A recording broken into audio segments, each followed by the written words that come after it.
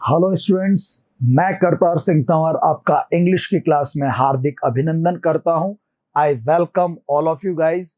हम लोग last classes में हम लोगों ने लिटरेरी टर्म्स पढ़े थे कि कौन कौन से लिटरेरी टर्म्स होते हैं, पोएट्री के कौन से होते हैं और बाकी के नॉवेल्स और ड्रामा, इन सब की बात भी हम लोगों ने की थी।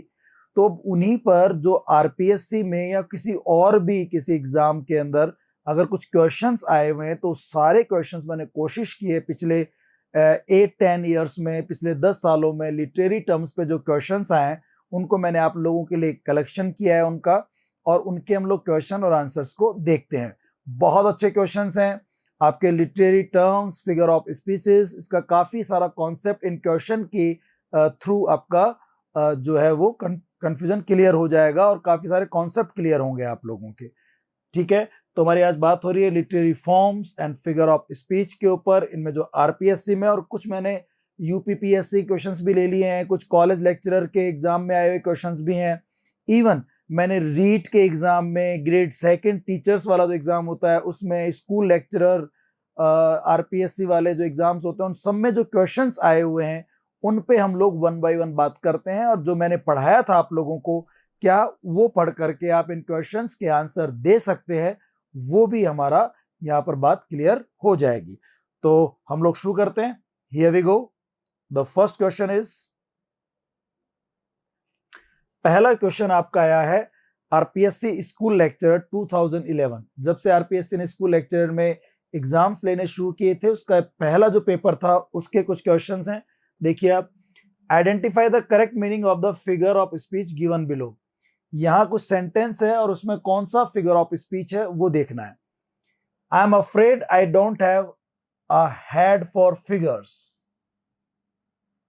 बताइए, क्या कोई ऐसा सिर हो सकता है जो फिगर्स, अंकों का बना हुआ हो? क्या ऐसा कोई सिर हो सकता है जो कि अंकों का बना हुआ है? तो ऐसा सिर तो कुछ होता नहीं है। इसका मतलब इसका लिटरल मीनिंग अलग है और इसका जो रियल मीनिंग है वो अलग निकल के आ रहा है। और जब किसी शब्दों का वास्तविक अर्थ अलग हो, कोई दूसरा अर्थ निकल के आता हो, तो उसे हम लोग कहते हैं मेटाफर। उसमें मेटाफर फिगर ऑफ स्पीच होता है। तो यहाँ एक तो जो है फिगर ऑफ स्पीच अगर हम बात करें तो मेटाफर का यूज किया है। और ये कहता है कि आई am afraid I don't have head of for figures, A head for figures.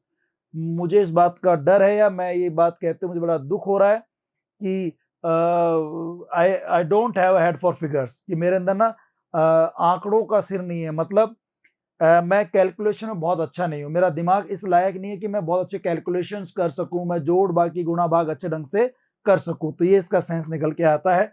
I am afraid here properly, I have lot of hair, I am not good at adding etcetera. हाँ, ये सही है कि मैं गुड एट एडिंग और etcetera, मतलब जोड़ बाकी गुणा भाग ऐड करने में, सब्सट्रैक्शन करने में मैं बहुत अच्छा नहीं हूं।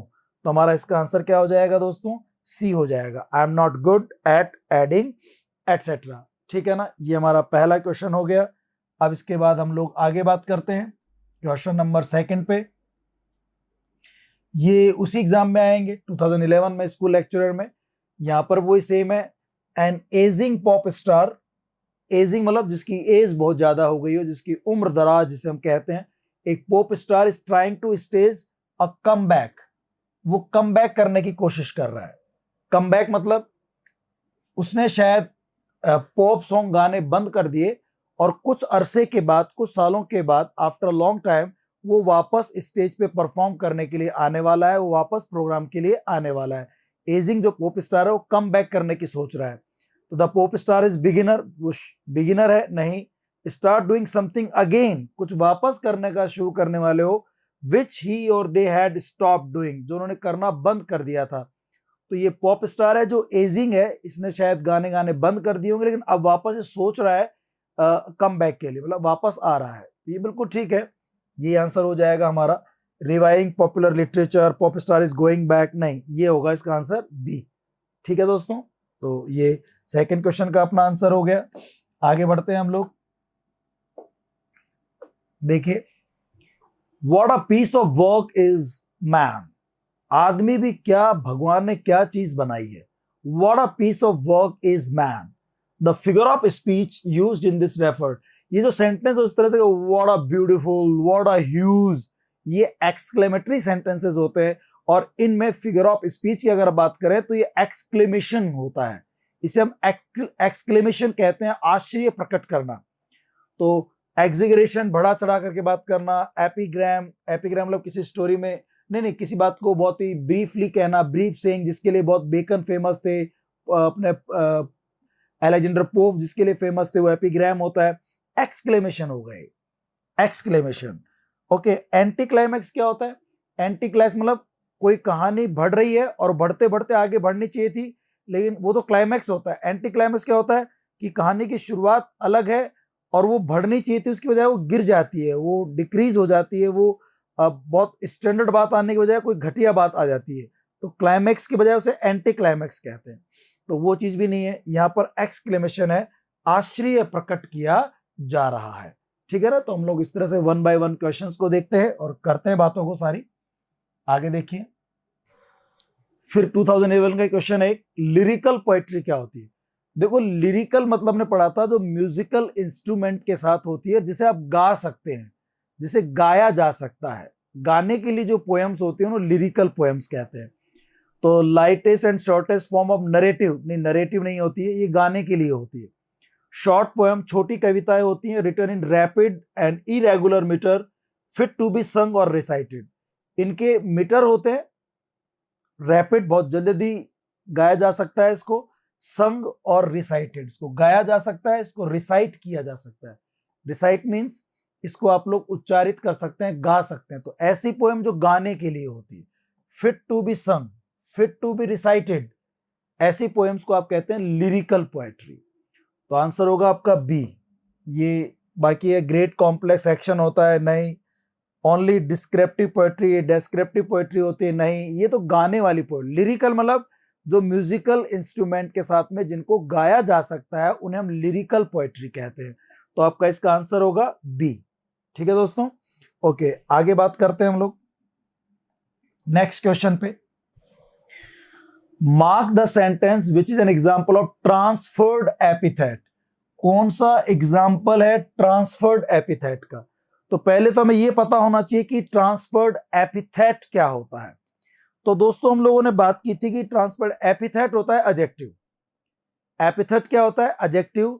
और जब किसी एक वस्तु का, एक व्यक्ति का कोई एडजेक्टिव अगर दूसरी प्रकार की कोई बिल्कुल अलग कोई डिफरेंट चीज है, उसके साथ अगर उस एडजेक्टिव को मैच कर दें, वहां लेकर ट्रांसफर कर दें, लगा दें, जो आपको लगेगा यार इसके साथ में कैसे हो सकता है, ये तो होना ही नहीं चाहिए।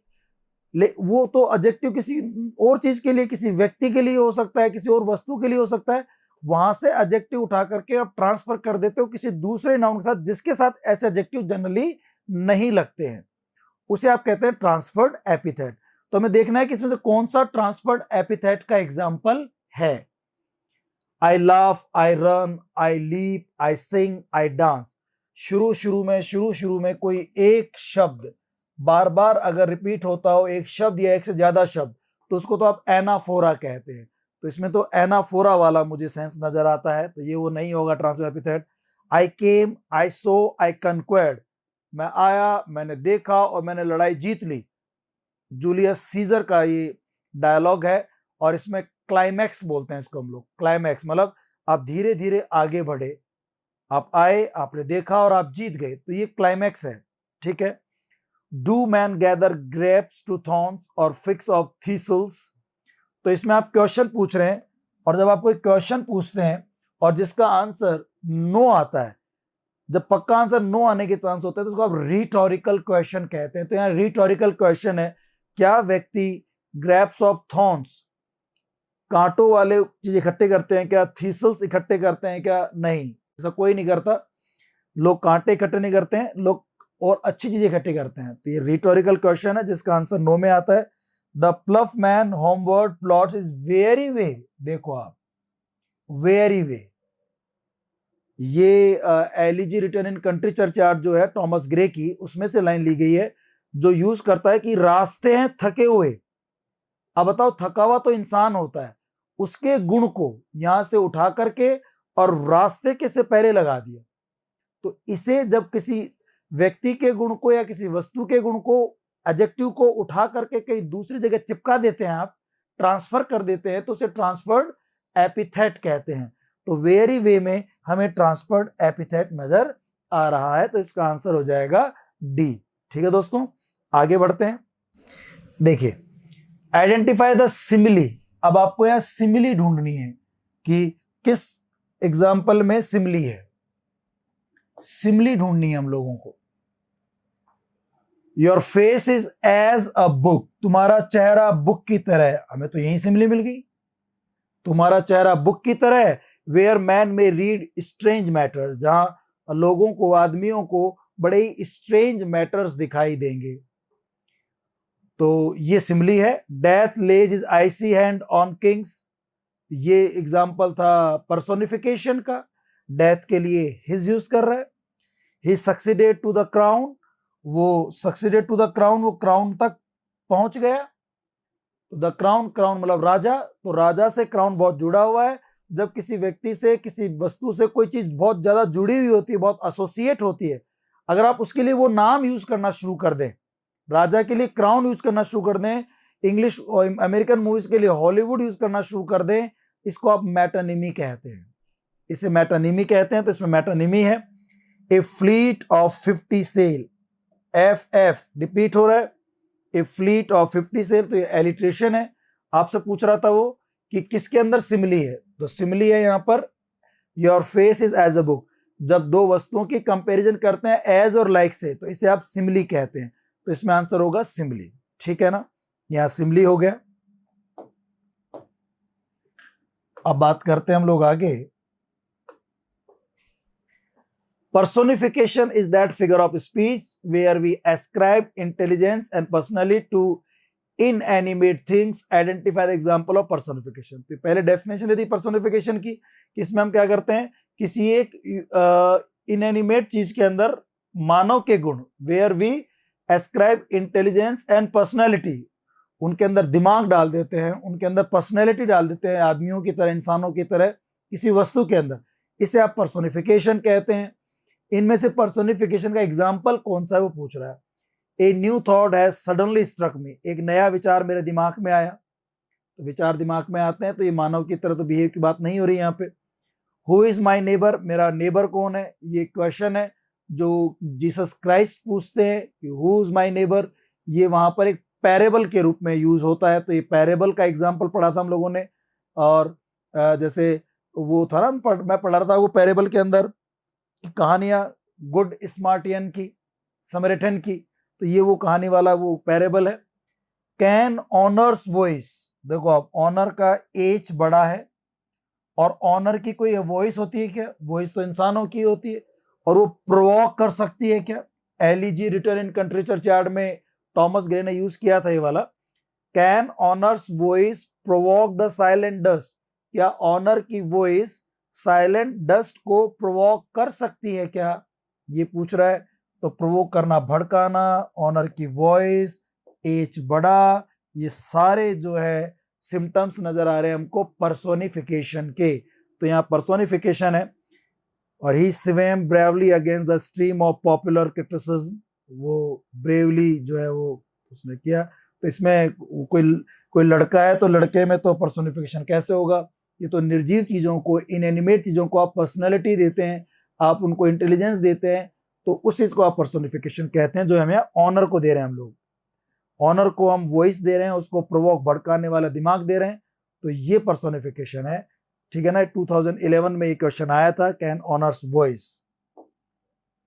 फिर आगे बढ़ते हैं दोस्तों। Identify the example of personification. इनमें भी पर्सोनिफिकेशन एग्जाम्पल देखना है आप लोगों को। और फ्लैटरी, सूद, फ्लैटरी का एफ देख रहे हैं आप, एफ कैपिटल आ रहा है। तो जब किसी एब्स्ट्रैक्ट नाउन के पहले लेटर कैपिटल आते हैं अगर, तो वहां पर चांसेस होते हैं कि वहां पर क्या हो सकता है, पर्सोनिफिकेशन होता है। अगर वो मानव की तरह बिहेव कर रहा है तो पक्का हो जाएगा। क्या फ्लैटरी सूद करती है, क्या शांति प्रदान करती है क्या मौत के ठंडे कानों को? और देखो, मौत के ठंडे कान, तो यहां पर भी कान जो होते हैं वो तो किसके होते हैं, इंसानों के होते हैं। वो मौत के कान बता रहा है। तो यहाँ पर भी पर्सोनिफिकेशन है, बिल्कुल पर्सोनिफिकेशन है, दोनों एग्जाम्पल हैं।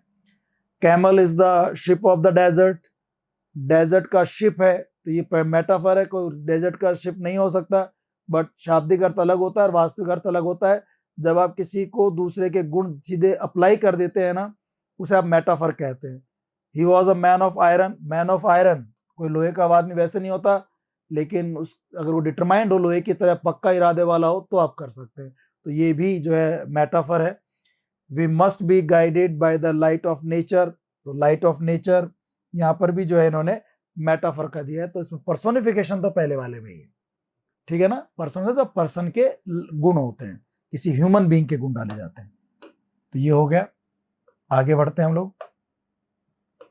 Question number 9, a poem in which epic conventions are subverted. एक ऐसी पोएम जिसमें एपिक के कन्वेंशंस, जो ऐसी कन्वेंशंस, ऐसी युक्तियां, ऐसी टेक्निक जो एपिक में काम आती हैं, उन टेक्निक को उस कविता में यूज करते हैं, आर सबवर्टेड, और उन टेक्निक्स को, उन कन्वेंशंस को सबवर्ट, थोड़ा सा अंडरमाइन कर देते हैं, थोड़ा सा उसको नीचा गिरा देते हैं। एपिक में तो बहुत शानदार शानदार टेक्निक्स यूज होती हैं, उन टेक्निक्स का यूज करते हैं, थोड़ा उनका लेवल गिरा करके, थोड़ा लेवल सबवर्ट कर देते हैं, थोड़ा उसको नुकसान पहुंचा देते हैं, और मतलब उनको थोड़ा सा अरे मजाक के लिए, हीन भावना के लिए, उनके लिए यूज करते हैं। एपिक की कन्वेंशंस को पोएम में यूज करना मोक एपिक कहलाता है। और सबवर्ट भी कर रहा है, थोड़ा सा उसको सबवर्ट कर रहा है, तो मोक, उपहास करने के लिए होता है। तो ये मोक एपिक पोएम आती है। मोक एपिक, मोकिंग एपिक नहीं, mock epic, mock heroic epic, yes ये हो जाएगा। सब epical, anti epical, mocking epic नहीं, मोक हेरोइक एपिक। जैसा कि जॉन ड्राइडन ने यूज किया था, खासकर अलेक्जेंडर पॉप ने यूज किया था, उसका जो the rape of the log था, वो मोक हेरोइक एपिक ही है। उसमें जो है ना एपिक की टेक्निक्स को यूज किया और एक सटायर लिख दिया उसने मजाक करने के लिए, वो मोक एपिक था, मोक हेरोइक एपिक था। तो डी आंसर हो जाएगा दोस्तों इसका। आगे बढ़ते हैं, फिर देखते हैं। A figure of speech in which there is an exaggerated statement. जब हम एग्जैगरेटेड स्टेटमेंट यूज करते हैं, चीजों को बढ़ा चढ़ा करके, चीजों को बहुत बढ़ा चढ़ा करके जब यूज किया जाए, एग्जैगरेटेड स्टेटमेंट, इसको आप कहते हैं हाइपरबली। और जब अंडर स्टेटमेंट करते हैं तो हाइपरबली का उल्टा होता है लाइटोटीज, लाइटोटीज। और जब बढ़ा चढ़ा करके, ओवर स्टेटमेंट, एग्जैगरेशन, चीजों को बढ़ा चढ़ा करके बोलते हैं, उसे हाइपरबली कहते हैं। तो देखो हाइपरबली दिया हुआ है इसके अंदर, हाइपरबली। सिनकडकी तो क्या होता है कि जब किसी पार्ट को होल बताया जाए, होल को पार्ट बताया जाए, उसे आप सिनकडकी कहते हैं। यूफेमिज्म मतलब होता है इन्हीं बातों को जो बुरी लगती हैं सुनने में, उनको थोड़ा सा अच्छा करके बताना, ठीक है ना, थोड़े से इन ऑफेंसिव वर्ड्स में बताना, थोड़ा सा उसकी प्रशंसा करके बताना, बुरी चीजों को थोड़ा अच्छे ढंग से पेश करना ताकि सुनने में बुरी ना लगे, उसे आप यूफेमिज्म कहते हैं, प्रशंसा के शब्द। कोला चीजों को इकट्ठा करना होता है, तो हाइपरबली यूज होगा इसके अंदर, हाइपरबली। ओके, अब नेक्स्ट क्वेश्चन देखिए। He is the Newton of this century. वो इस सेंचुरी का न्यूटन है। तो क्या कोई व्यक्ति वास्तव में न्यूटन हो सकता है? न्यूटन तो न्यूटन ही था, वो तो चला गया। बट न्यूटन क्या था? एक बहुत जबरदस्त साइंटिस्ट था। और ऐसा ही कोई और साइंटिस्ट जब किसी सेंचुरी में पैदा हो जाए, न्यूटन के जैसा दिमाग वाला, बहुत शार्प माइंडेड, तो उसे भी आप न्यूटन कह सकते हैं। तो यहाँ क्या हो गया कि वो वास्तव में न्यूटन नहीं है, बट किसी व्यक्ति को आपने न्यूटन का गुण जो है उसमें अप्लाई कर दिया, डायरेक्ट उसको जो है ना आपने न्यूटन बता दिया। तो जब कोई एक वस्तु को दूसरे वस्तु में आप अप्लाई कर देते हो, उसके सामने उसको रख देते हो, लड़का अब न्यूटन दिखाई दे रहा है आप लोगों को, इसे आप मेटाफर कहते हैं। इसमें क्या होता है, उस न्यूटन का मतलब यहाँ पे दूसरा निकल के आएगा। न्यूटन मतलब न्यूटन नहीं होगा, न्यूटन मतलब एक ग्रेट साइंटिस्ट। तो जब कोई मतलब दूसरा निकल के आता है, उसको आप मेटाफर कहते हैं। इसमें एक्चुअली कंपैरिजन के बजाय स्टेटमेंट देते हैं, आप सीधा आइडेंटिफिकेशन बताते हैं कि कोई लड़का क्या है, न्यूटन है। तो इसमें मेटाफर का यूज हुआ है। सिमिली तो होगा नहीं, एज वगैरह है नहीं, और ट्रांसफर्ड एपिथेट भी नहीं है। हाइपरबली कोई बढ़े चढ़ा के बात वाली बात नहीं, और न्यूटन है बस, उसमें जैसे गुण है उसके अंदर, इसलिए आप क्या यूज करेंगे इसके अंदर, मेटाफर का यूज करेंगे। ठीक है ना, और देखते हैं हम लोग आगे बात करते हैं। ए लॉन्ग लिरिक पोयम, एक लंबी लिरिक पोयम, लंबी लिरिक पोयम गा भी सकते हैं उसको आप, लंबी पोयम होती है। Serious in subject matter, subject matter में सीरियस होती है, बहुत सीरियस डिग्निफाइड सब्जेक्ट मैटर होता है। एलिवेटेड इन स्टाइल, स्टाइल में बहुत एलिवेटेड, बहुत बढ़ा चढ़ा करके उसको यूज किया जाता है। इलाबोरेट इन इट्स स्टेंजाइक स्ट्रक्चर, उसके जो स्टेंजा स्ट्रक्चर होते हैं वो बहुत ही इलाबोरेट होते हैं, बहुत ही बड़े लेवल पे, शानदार लेवल पे लिखे जाते हैं।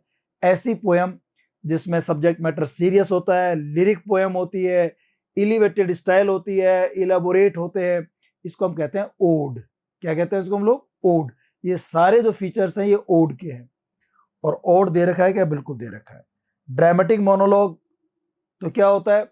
इसमें कोई पोयम होती है जो ड्रामा की तरह नरेटिव फॉर्मेट में लिखी जाती है। बोलने वाला जो स्पीकर होता है वो पोएट नहीं होता, और एक सुनने वाला होता है। सुनने वाला एक भी हो सकता है, एक से ज्यादा भी हो सकते हैं, लेकिन वो पैसिव होते हैं, वो एक्टिव नहीं होते, केवल सुनते हैं। वो क्या एक्टिविटी कर रहे हैं, वो है कि नहीं है, वो स्पीकर के से ही पता चलता है। ड्रामेटिक मोनोलॉग में ड्रामा की तरह एक कुछ कैरेक्टर्स होते हैं इस पोयम में, उन कैरेक्टर्स को, उनका कैरेक्टराइजेशन, उनका कैरेक्टर पेंटिंग किया जाता है। ठीक है ना। ड्रामेटिक मोनोलॉग में बहुत ज्यादा फेमस थे रॉबर्ट ब्राउनिंग, जो ड्रामेटिक मोनोलॉग स्टाइल में ही लिखते थे। ठीक है, तो ड्रामेटिक मोनोलॉग तो ड्रामा की तरह लिखा जाता है, वो लिरिकल पोएम नहीं, नरेटिव पोएम होती है। उसमें जो पोएम का ही कोई एक कैरेक्टर वो पोएम को आपको सुनाता है, और उसके अंदर क्या होता है, वो अपने सारे जितने भी कैरेक्टर्स हैं उनके बारे में आपको कैरेक्टराइजेशन करेगा, उनका कैरेक्टर पेंटिंग करेगा। सुनने वाले होंगे, लेकिन वो जो लिसनर है वो पैसिव होंगे। ड्रामा की तरह से कहा जाएगा, बट ये ड्रामा नहीं होता, पोएम होती है। तो लिरिक गाने वाली पोएम, एलिजी शौक की पोएम होती है। तो अपना आंसर हो जाएगा ऑड। ऑड होगा जो सब्जेक्ट मैटर में सीरियस होती है, लिरिक पोएम होती है, एलिवेटेड होती है, उसका जो है स्टेंजा भी कैसा होता है, इलाबोरेट होता है। तो इसका आंसर सी होगा दोस्तों। ठीक है, आगे चलते हैं हम लोग। Next question, can honours voice, क्या ऑनर की voice provoke the silent dust, थोड़ी देर पहले आए थे, क्या ऑनर की वॉइस साइलेंट डस्ट को भी प्रोवोक कर सकती है? तो देखो, ऑनर की साउंड, प्रोवोक करना, ये सब पर्सोनिफिकेशन के सिम्टम है, तो पर्सोनिफिकेशन हो जाएगा। मैटरनिमी में क्या होता है कि कोई चीज किससे इतनी ज्यादा जुड़ी हुई होती है कि उसको आप वही नाम देते हैं। जैसे क्राउन किंग से इतना जुड़ा हुआ है कि आपने किंग को क्राउन नाम दे दिया। एलिग्री, एलिग्री क्या बताया था आपको मैंने? एलिग्री क्या होती हैं? ये कोई दूसरी कहानियां होती हैं जो सिंबल होती हैं, उनके कैरेक्टर्स और उनकी कहानी, उनके जो इवेंट्स हैं वो आपको जो पढ़ रहे हो वो तो है ही, उसका एक दूसरा मीनिंग भी निकल के आता है, उसको एलिग्री कहते हैं। और मेटाफर आप जानते हैं सिमिली की तरह होता है, इसमें आप आइडेंटिफिकेशन बताते हैं, दो चीजों में कंपैरिजन होता है, इंप्लाइड, अंतर नहीं, डायरेक्ट नहीं होता, और इसमें शाब्दिक अर्थ अलग होता है, लिटरल मीनिंग अलग निकल के आता है। ठीक है ना, जैसे Kalidas is the Shakespeare of India, तो इसका आंसर होगा पर्सोनिफिकेशन। ठीक है ना, एक एक मैं पॉइंट समझा भी रहा हूं आप लोगों को, जो ऑप्शन दे रहे हैं हम लोग उनको भी समझने की कोशिश कर रहे हैं।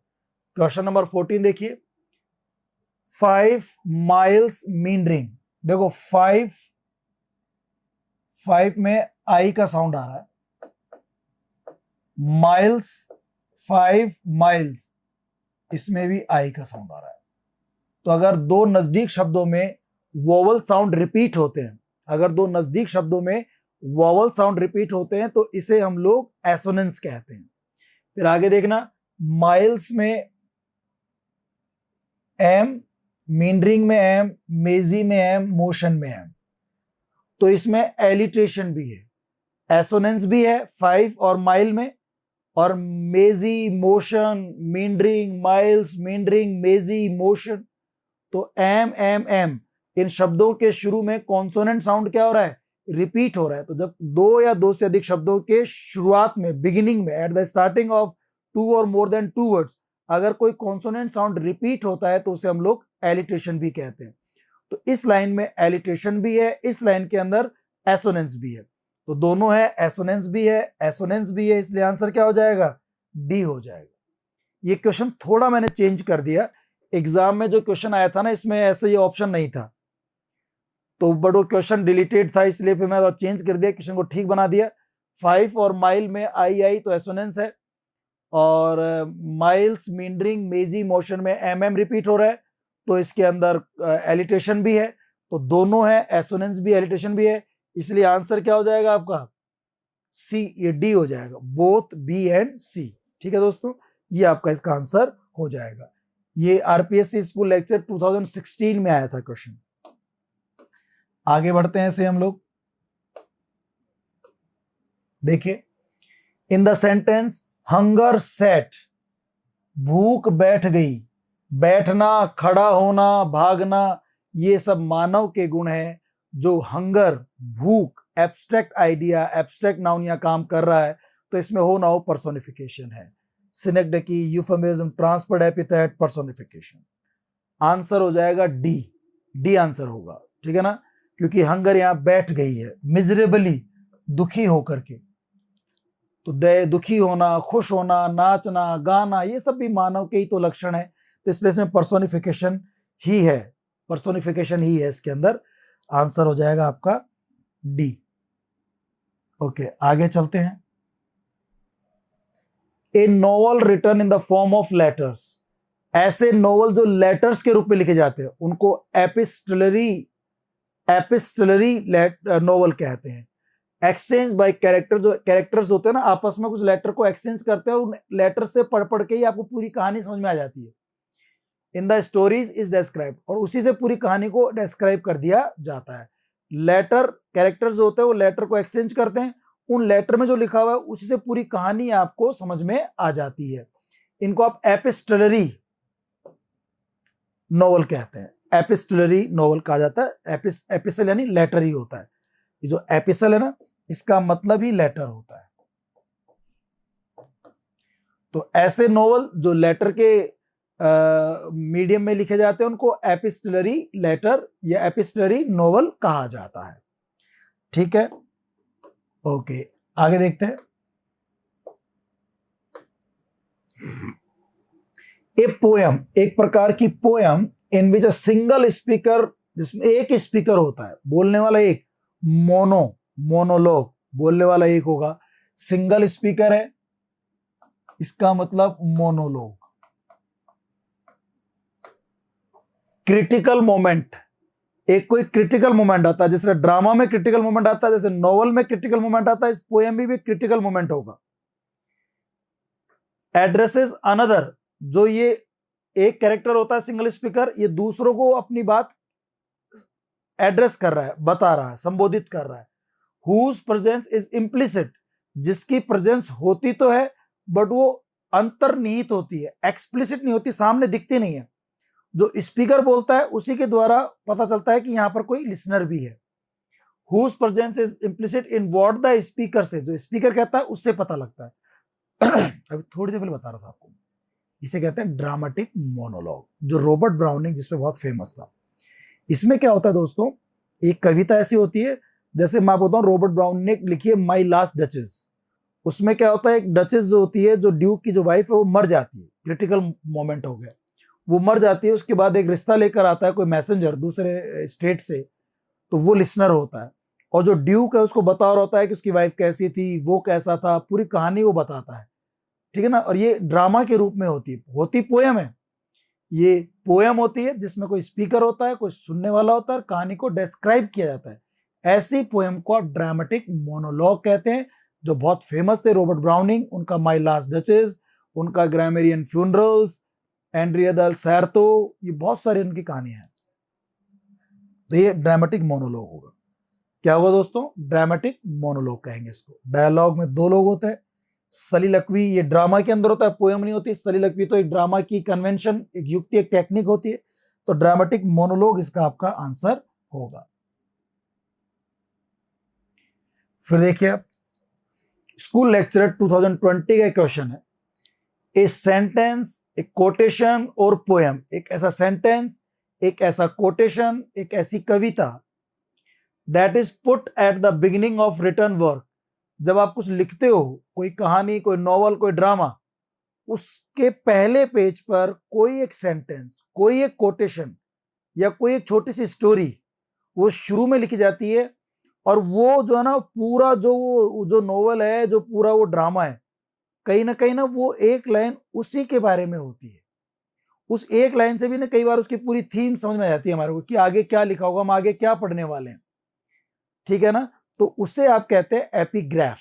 क्या कहते हैं उसको हम लोग? एपिग्राफ। वो एपिग्राफ कहलाता है। किसी भी बुक के शुरू में कोई कोटेशन, किसी बुक के पहले पेज पे कोटेशन या स्टेटमेंट होता है, उसे आप लोग कहते हैं एपिग्राफ। वो एपिग्राफ होता है। एपिलॉग तो क्या होता है, ड्रामा में आता है जो शुरू, एक तो प्रोलॉग होता है, एक एपिलॉग जो लास्ट में आता है, ये शुरू में होगा, बिगिनिंग में। ऐसे आप जानते हैं। डिनोटेशन क्या होता है? डिनोटेशन में जो शब्द आपने कहे हैं, जो सेंटेंस आपने कहा है, उसका वही अर्थ है जो उसमें लिखा हुआ है, कोई दूसरा छिपा हुआ अर्थ उसका नहीं होता। उसको आप कहते हैं डिनोटेशन। जो डिनोट करता है, जो लिखा हुआ है वही डिनोट करता है, वो वही बताता है। तो एपिग्राफ होगा दोस्तों इसका आंसर। आगे चलते हैं हम लोग। The figure of speech by means of which a part, जिसमें कोई एक part made to stand for a whole, पूरे होल को बताता है। कोई पार्ट जो होता है वो पूरे होल को बताता है। जैसे हैंड्स मजदूरों के लिए यूज कर ली जाते हैं, व्हील कार के लिए यूज कर ली जाती है, 4 व्हीलर 2 व्हीलर व्हीकल्स के लिए यूज कर लेते हैं। इनको मेटोनिमी कहते हैं आप। अब मेटोनिमी देखो यहां पे ऑप्शन में नहीं है, थोड़ी गलती करी इन लोगों ने। नहीं मेटोनिमी नहीं, पार्ट है ना इसमें, सॉरी, इसमें तो पार्ट है ना। मेटोनिमी क्या होता है? कोई चीज जुड़ी हुई होती है उसको आप मेटोनिमी कहते हैं। कोई पार्ट जब पूरे को बताए, कोई पार्ट जब पूरे को बताता है तो उसको हम लोग सिनेक्डकी कहते हैं। तो इसमें आंसर होगा सिनेक्डकी। जब कोई पार्ट पूरे होल को बताए, उल्टा भी होता है, जब होल पूरे पार्ट को बताए तो उसे आप लोग क्या कहते हैं? सिनेक्डकी कहते हैं। तो सिनेक्डकी आंसर आ जाएगा, बाकी को देखने की जरूरत ही नहीं है। Question number 20, I babble on the pebbles. Babble pebbles. Babble क्या होता है? जो पेबल्स होते हैं ना, छोटे पत्थर होते हैं, जो उनके ऊपर जब पानी गिरता है, जब पानी ऊपर गिरता है तो एक खल खल की सी ऐसे आवाज आती है। पानी जब पत्थरों के ऊपर से गुजरता है, पत्थरों के ऊपर जब पानी गुजरता है किसी स्ट्रीम में, किसी धारा में, किसी नदी में, तो जो पानी की जो आवाज आती है, उस आवाज को आप बैबल कहते हैं। I murmur under the moon and star. और मरमर भी क्या होता है? धीरे धीरे बुदबुदा के बात करना, उसको मरमर कहा जाता है। तो जब किसी की साउंड को आप इमिटेट करके, कॉपी करके कोई इंग्लिश में शब्द बना देते हैं, जैसे क्वैक, जैसे म्याऊ, जैसे हिस, जैसे मरमर, जैसे बैबल, तो इस फिगर ऑफ स्पीच को आप लोग कहते हैं ओनोमेटोपिया। ओनोमेटोपिया। तो ओनोमेटोपिया आएगा आंसर इसका, ये होगा। पन, हाइपरबली, ऑक्सीमोरॉन नहीं होगा, इसको हम बाद में करेंगे। वो ओनोमेटोपिया होता है, ये ध्यान रखो आप। पन का अगर आपको ध्यान हो तो बताया था आपको मैंने कि कई बार होता है ना, किसी एक शब्द के 2 प्रोनाउंसिएशन होते हैं और उन दोनों को कई बार यूज कर सकते हैं आप लोग। किसी एक शब्द के प्रोनाउंसिएशन जो होते हैं ना, वो 2 अलग अलग शब्दों के प्रोनाउंसिएशन एक जैसे हो सकता है, एक शब्द के 2 प्रोनाउंसिएशन हो सकते हैं। तो जो प्रोनाउंसिएशन क्या होते हैं उनके, जैसे मान लीजिए कोई एक शब्द है लीवर, हमने बात की थी, तो लीवर जो होता है उसको एक शब्द के 2 अलग अलग मीनिंग निकल सकते हैं। एक लीवर मतलब जीने वाला, एक लीवर हमारा बॉडी का ऑर्गेन होता है। तो आप कई बार ना, सुनने वाला उनका दोनों मतलब निकाल सकता है, और लिखने वाला, बोलने वाला जानबूझ के ऐसा लिखेगा कि आप 2 मतलब निकालो उस शब्द के, और उससे ना आपको हंसी आएगी, ह्यूमर क्रिएट होगा, उसे आप पन कहते हैं। जब एक शब्द के जो होते हैं, कोई एक शब्द है, उसके उच्चारण से 2 अलग अलग मीनिंग निकल के आते हैं, और उन 2 अलग अलग मीनिंग निकलने की वजह से वो थोड़ा सा ना हंसी मजाक वाली बात हो जाती है, थोड़ा ह्यूमर क्रिएट हो जाता है, उसे आप पन कहते हैं। हाइपरबली मतलब बढ़ा चढ़ाकर बोलना। ऑक्सीमोरो मतलब 2 बिल्कुल ऑपोजिट कॉन्ट्रास्ट शब्दों को एक साथ लिखना, जैसे स्वीट पेन, मीठा दर्द। इस तरह के जो वर्ड्स होते हैं उनको आप ऑक्सीमोरॉन कहते हैं। तो इसका आंसर होगा ओनोमोटोपिया। आगे बढ़ते हैं हम लोग।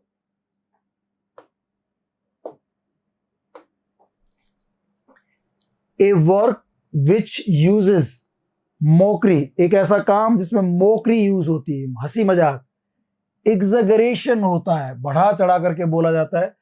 टू क्रिटिसाइज अब्सर्डिटी और वीकनेस, किसी की वीकनेस, किसी की कमजोरी को, किसी की अब्सर्डिटी, गंदगी को, बेकार चीजों को आप क्रिटिसाइज करने के लिए थोड़ा मजाक बनाते हैं, मौकरी करते हैं, थोड़ा उसको ज्यादा ही बढ़ा चढ़ा के बता देते हैं। इस चीज को कहते हैं सटायर, व्यंग करना, किसी कमजोरी पर मजाक उड़ाना, एग्जैगरेशन करना, उसको कुछ ज्यादा ही बढ़ा चढ़ा देना ताकि वो कमी दूर हो जाए, वो कमी दूर हो जाए, उसके लिए आप सटायर यूज करते हैं। तो मॉकरी, एग्जैगरेशन, क्रिटिसाइज करना वीकनेस को, वो कहलाएगा सटायर। क्या कहते हैं उसको हम लोग? सटायर कहते हैं। क्लीशे हमने करा था कि पढ़ा था कि जब कोई कोई कोई फ्रेज इतना ज्यादा यूज होता है कि वो बोर्डम आ जाती है, वो आउटडेटेड हो जाता है बार बार यूज करने से, सो क्लीशे कहते हैं। पास्टिश, किसी की लिखी गई किसी वर्क को, कंपोजिशन को अगर आप उसकी नकल करते हैं, इमिटेट करते हैं, तो पास्टिश कहलाता है।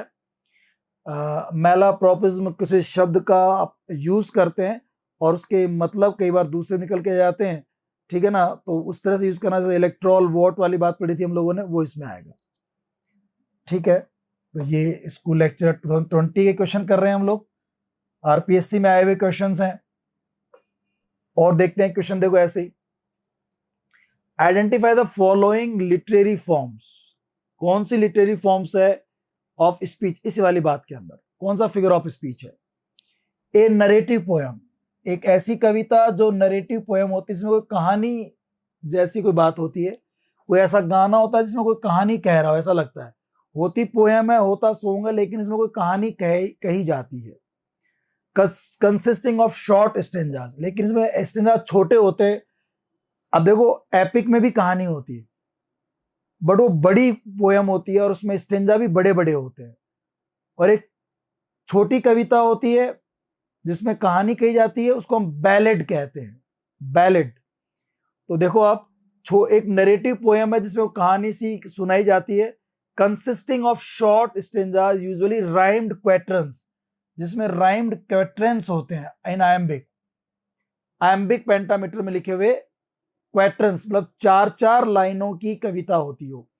आई मीन टू से चार चार लाइनों के स्टेंजा होते हैं जो आयम्बिक पेंटामीटर में लिखे होते हैं या आयम्बिक लिखे होते हैं, विद अ रेफरेन, और उसमें हर चार लाइन के बाद या कुछ लाइनों के गैप के बाद रिफ्रेन यूज होते हैं। रिफ्रेन मतलब कोई एक लाइन बार बार रिपीट होती है, एक लाइन बार बार रिपीट होती है हर चार लाइन के बाद या कुछ एक गैप के बाद। तो रिफ्रेन का होना, चार लाइनों का एक क्वेट्रेन होना जिसको आयम्बिक में लिखा होता है, और जो नरेटिव पोयम होती है, सारे गुण है बैलेड के, सारे गुण बैलेड के हैं। तो इसमें आंसर क्या हो जाएगा? बैलेड हो जाएगा। ठीक है दोस्तों, ओके, आगे बढ़ते हैं।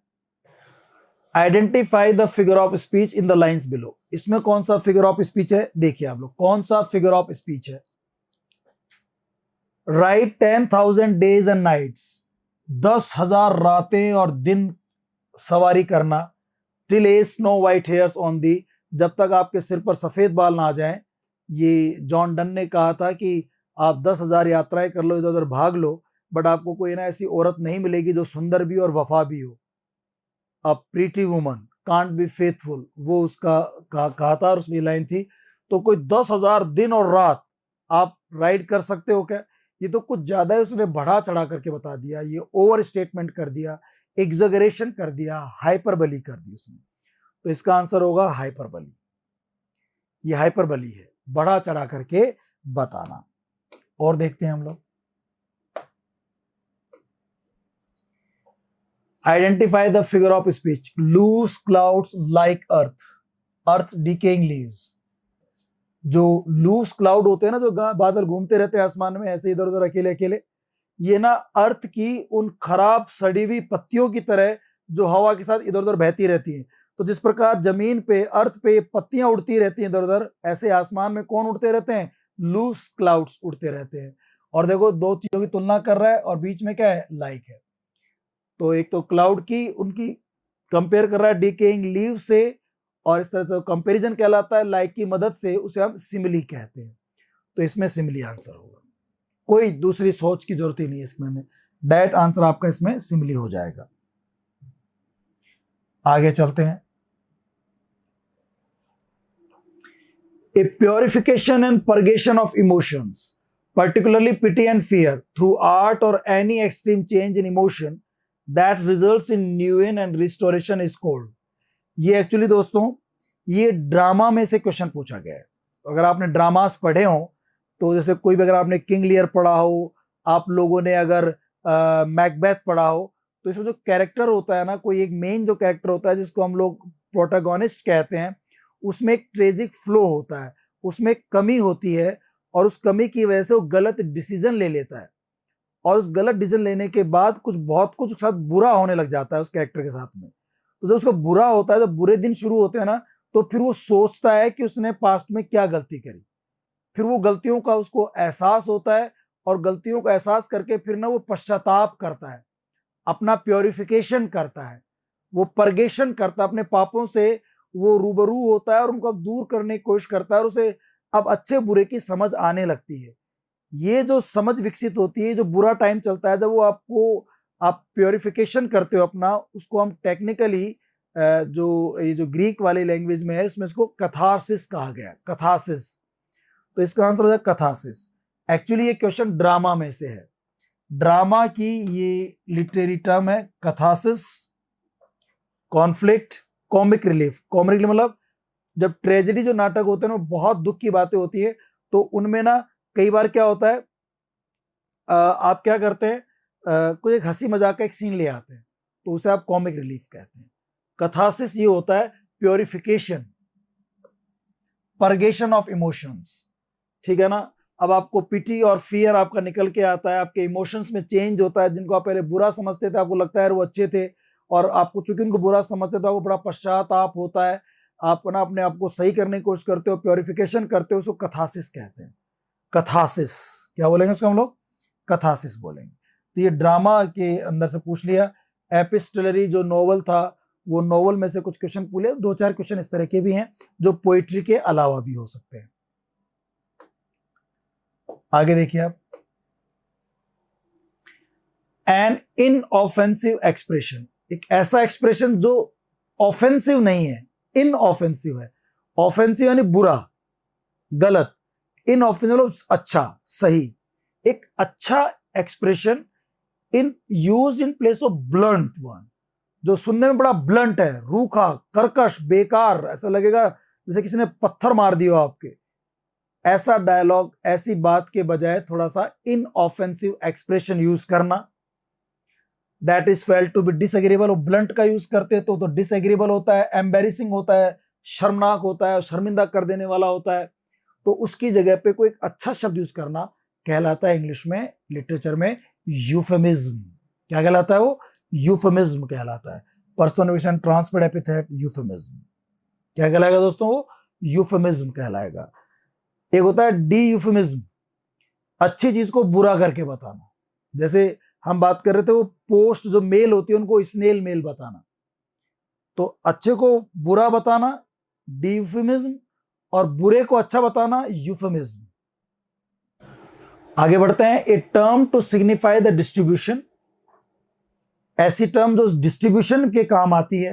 Eight the end of literary work, literary work के लास्ट में आप डिस्ट्रीब्यूट करते हैं of earthly rewards and punishment, किसी को आप रिवॉर्ड देते हैं, किसी को आप क्या करते हैं? पनिशमेंट डिस्ट्रीब्यूट करते हैं। In proportion to the virtue और vice of the characters, characters के वर्च्यू और वाइस के अकॉर्डिंग, उनके अच्छे गुणों और उनके बुरे गुणों के अकॉर्डिंग, जिसने अच्छा किया उसको वैसा न्याय देना, जिसने बुरा किया उसको बुरा करना। ये कवि, ये ड्रामेटिस्ट, ये नॉवेलिस्ट ऐसा करते हैं अपने कैरेक्टर के साथ में। जो कैरेक्टर अच्छा करते हैं उनके साथ में लास्ट में उतना ही अच्छा होता है, उसी प्रोपोर्शन में, उसी अनुपात में। जो बुरा करते हैं उसके साथ बुरा होता है, उसी अनुपात में। इसे कहते हैं हम लोग पोएटिक जस्टिस। ये ड्रामा और नोवेल की लिटरेरी टर्म है, इनको हम पोएटिक जस्टिस कहते हैं। तो climax, tragic pleasure, poetic justice, क्या कहेंगे इसको आप लोग? Poetic justice. अभी आपको जानना होगा, किसान आंदोलन में भी कुछ हमारे लिटरेचर के लोगों ने, या कुछ ऐसे लोगों ने जो मोदी के खिलाफ है, जो बीजेपी के खिलाफ है, जो किसान आंदोलन के समर्थन में, वो हम में से कई हो सकते हैं, उन्होंने एक ग्रुप बनाया जिसका नाम था पोएटिक जस्टिस, कि जो बुरा है उनके साथ बुरा होना चाहिए, जो अच्छा है अच्छा होना चाहिए, ऐसा एक नाम दिया गया। अभी पिछले दिनों वो जो कुछ लोग बाहर के भी जुड़ गए थे, उसमें रेहाना वगैरह भी जुड़ गई थी, उसमें वो मियाँ खलीफा भी जुड़ गई थी, वो पता नहीं क्यों जुड़ गई इसके अंदर। ऐसे ऐसे लोग इसमें जुड़ गए और उन्होंने ग्रुप बना लिया पोएटिक जस्टिस के नाम से। तो पोएटिक जस्टिस मतलब कवि जो होता है, जो नाटककार होता है, वो अपने हिसाब से क्या करता है, कैरेक्टर्स को रिवॉर्ड और पनिशमेंट देता है उनके कर्मों के हिसाब से, उसे आप पोएटिक जस्टिस कहते हैं। ठीक है, आगे बढ़ते हैं। A serious and dignified composition, एक सीरियस डिग्निफाइड ओड की तरह कंपोजिशन होती है with an exalted subject matter, जिसमें सब्जेक्ट मैटर बहुत अच्छा होता है, बिल्कुल ओड के अंदर ऐसा होता है, and often in the form of an address, और उसमें संबोधित भी करते हैं, बिल्कुल ही तो ओड ही है, पक्का पक्का। ओड में कहते हैं ओ वाइल्ड वेस्ट विंड, तो वेस्ट विंड को सीधा एड्रेस करते हैं, सीधा संबोधन करते हैं, संबोधन किया जाता है, बहुत सीरियस और डिग्निफाइड कंपोजिशन है, तो बहुत शानदार तरीके से लिखा जाता है। ओ टू वेस्ट विंडो देख लेना, क्या गजब के स्टेंजाज है, क्या गजब की राइम स्कीम है, कितने बड़े बड़े शब्द यूज किए हैं, और वेस्ट विंड को बहुत महान बता दिया, उसके अंदर बहुत ताकतवर बता दिया कि तुम ही डेस्ट्रॉयर हो और तुम ही जो है वो बनाने वाली हो, सब कुछ बता दिया उसको, सब डरते हैं उससे। तो इस प्रकार की जो पोयम होती है उसको आप ओड कहते हैं, तो बिल्कुल इसका आंसर ओड ही होगा और कुछ नहीं हो सकता। ठीक है ना, आगे बढ़ते हैं। The doves in immemorial AIIMS और मरमरिंग, देखो आप, मरमर बुदबुदाना, बुदबुदाने को मरमर ओनोमोटोपिया होता है, ऑफ इन्यूमरेबल बीज, बीज का जो बोलना, मधुमक्खियों का बोलना, और जो बोलती है वो मरमर मरमर करती हैं, जब कोई किसी का साउंड होता है उसको इमिटेट करके जब वर्ड बना देते हैं, that is known as onomatopoeia. तो ओनोमोटोपिया होगा इसके अंदर, सी आंसर हो जाएगा। पहले भी कर चुके हैं, मरमर वाला एग्जांपल पहले भी आ चुका था, इसलिए we should not waste time here. आगे बढ़ते हैं। इनमें से कौन सा सोनेट है, ये थोड़ा सा डेप्थ वाला क्वेश्चन आ गया। यूपीपीएससी, उत्तर प्रदेश का जो पब्लिक सर्विस कमीशन है, उसमें 2018 का जो पेपर हुआ था उसमें एक क्वेश्चन पूछा गया था, ब्रेक ब्रेक ब्रेक, ये अगर आपने पढ़ा हो तो ये टेनिसन की एक एलिजी है, एलिजी टू AHH, उसमें ये कविता है, तो ये नहीं होगा। ओजी मैंडियस, यस, ये शैली की सोनेट है, ये बिल्कुल सोनेट है, सोनेट पूछ रहा है। द कॉलोनाइजेशन, ये जॉन डन का मेटाफिजिकल पोएम है, तो सोनेट नहीं है। टिंटन एबे, ये विलियम वर्ड्सवर्थ की नेचर पोएम है, तो ये नहीं होगा। ओजी मैनिडियस होगा, जो कि शैली का लिखा गया एक सोनेट, और सोनेट आपसे वो पूछ रहा है। आगे बढ़ते हैं। ए सोनेट हैविंग 3 क्वेट्रंस, एक ऐसा सोनेट जिसमें 3 क्वेट्रंस होते हैं और एक कपलट होता है, और राइमिंग स्कीम होती है ABAB CD EF EF और GG। पक्का पक्का आपने पढ़ा है सोनेट, इसे कहते हैं हम लोग शेक्सपियर वाला सोनेट, शेक्सपियरियन सोनेट, तो इसका आंसर हो जाएगा आपका शेक्सपियरियन सोनेट। पेट्रार्कन सोनेट में तो ऑक्टेव और सेस्टेट होते हैं, जो पेट्रार्कन सोनेट था उसे आप मिल्टोनिक सोनेट भी कहते हैं, इसलिए वो नहीं आएगा। इटालियन सोनेट वही, ये तीनों नाम तो एक ही हैं, आंसर इसमें केवल ये है शेक्सपियरियन सोनेट, जिसमें 3 क्वेट्रंस होते हैं, लास्ट में कपलेट होता है, rhyme scheme ABAB CD EF EF और GG होती है। ठीक है, आगे बढ़ते हैं। Who introduce ottava rima, ottava rima किसने इंट्रोड्यूस किया था, तो मैंने आपको पढ़ाया था टॉमस वायट, टॉमस वायट ने किया था, तो आंसर आपका टॉमस वायट हो जाएगा, और बाकी चीजों को देखने की जरूरत नहीं है। टॉमस वायट ने ओटावा रीमा इंट्रोड्यूस किया था, जो मैंने आपको पढ़ाया था जब आपको फिगर ऑफ स्पीच पढ़ा रहा था, थियरी में आप देख लेना। पिंड्रिक ऑड, 2 तरह के ऑड पढ़े थे मैंने, हॉरेशियन odd, पिंड्रिक odd.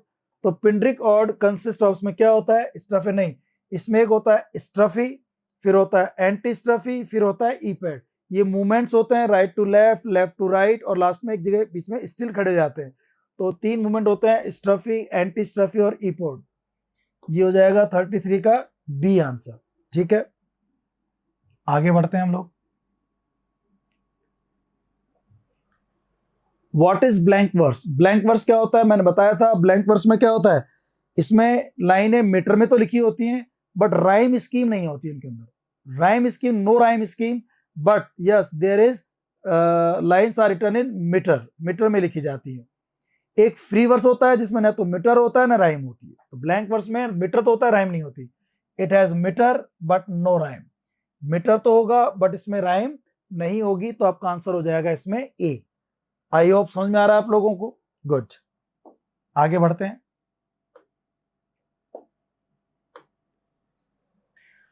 The greatest poet of dramatic monologue in English.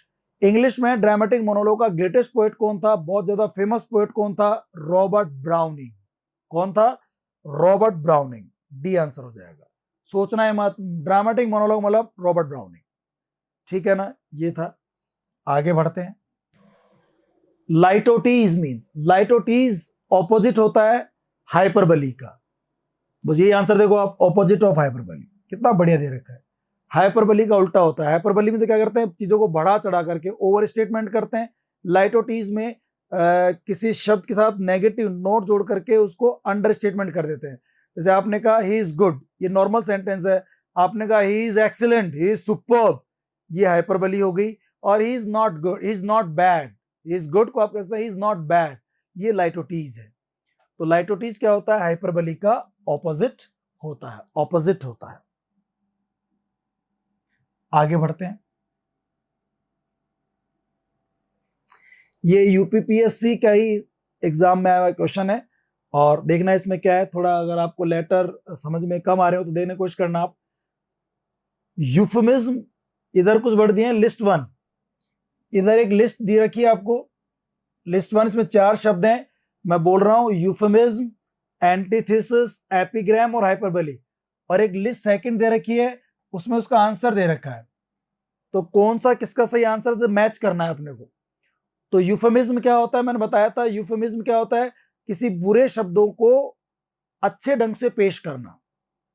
जो ऑफेंसिव वर्ड्स हैं उनको इनऑफेंसिव तरीके से थोड़ा सा प्रशंसा करके अच्छे उसमें माहौल में उसको पेश करना, that is known as euphemism. जैसे प्रोस्टिट्यूट के लिए यूज करते हैं night, the queen of night, ऐसा यूज करते हैं हम लोग, the lady of night. Antithesis क्या होता है? इसमें क्या होता है, एक सेंटेंस होता है जिसमें 2 अलग अलग पैरेलल स्ट्रक्चर होते हैं, 2 पार्ट्स होते हैं उसके, 2 क्लोजेज होते हैं, और दोनों में जो पहले वाले में जो बात कही जाती है ना, दूसरे वाले में उससे उल्टी बात होती है। ये होता है एंटीथेसिस। एपिग्राम मतलब होता है कि चीजों को जो है ना वो थोड़ा सा ब्रीफली कहना, अच्छे ढंग से कहना, बहुत ज्यादा बातों को थोड़ा शॉर्ट में कह देना। और हाइपरबली मतलब चीजों को बढ़ा चढ़ा कर कहना। तो अब देखो दे रखा है यूफेमिज्म का, इसमें एक दे रखा है ए स्ट्राइकिंग ऑपोजिशन और कॉन्ट्रास्ट ऑफ वर्ड्स। बिल्कुल ऑपोजिट बात आती है, sentiments made in the same sentence, same sentence में पहले बात कही गई, दूसरे में उससे बिल्कुल ऑपोजिट कॉन्ट्रास्ट वाली बात होती है, इसको एंटीथेसिस कहते हैं। तो जो पहला है ये जुड़ेगा आपका एंटीथेसिस से, यानी कि ए का कनेक्शन होना चाहिए बी से। इधर है description of disagreeable thing by an agreeable name. कोई डिसएग्रीएबल चीज है जो आपको अच्छी नहीं लगती सुनने में, उसको एक अच्छे लगने वाले एग्रीएबल, जिससे सब सहमत हो, उस नाम से बोल देना, वो कहलाता है यूफेमिज्म।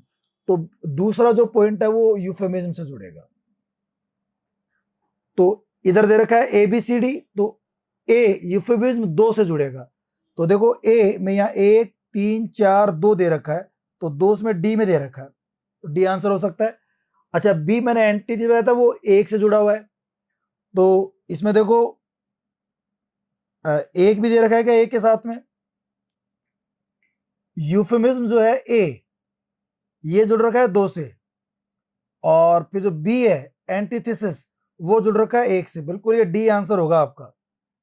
और आगे देख लो एपिग्राम, ब्रीफ सेइंग होती है, तो थर्ड में दे रखा है statement that is made emphatic by over statement, तो ये थर्ड हो गया आपका डी। ओवर स्टेटमेंट तो किसमें होता है? हाइपरबली में होता है। और अगला है brief pointed saying. A brief pointed saying frequently introducing antithetical ideas which excite surprise and arrest attention. जिसमें बहुत सरप्राइज होता है, आपके ध्यान को तुरंत अरेस्ट करते हैं, उसको आप कहते हैं ब्रीफ पॉइंटेड सेइंग, इसको आप कहते हैं एपिग्राम। तो ये जो फोर्थ है ये सी का होगा, यानी कि ए का तो क्या होगा, यूफेमिज्म का तो क्या होगा 2, तो 2 हो गया। बी का क्या होगा 1, तो बी का देखो 1 हो रहा है। एपिग्राम का होगा 4, यानी कि सी का होगा 4, सी का होगा 4। और हाइपरबली का होगा ये ओवर स्टेटमेंट, यानी कि डी का होगा 3rd, तो देखो डी का हो रहा है 3rd, यानी कि इसका आंसर होना चाहिए डी। क्या होगा दोस्तों इसका आंसर? डी इसका आंसर आएगा, ठीक है ना, डी आंसर होगा।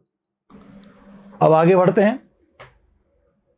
कॉलेज लेक्चरर के क्वेश्चंस आ गए। जो 2014 का जो पेपर था तो 2016 में कंडक्ट हुआ था, उसमें 4-5 जो क्वेश्चन थे वो कौन से थे, क्या ये सॉल्व कर सकते हैं? कि ये बिल्कुल हाईएस्ट लेवल आ गया।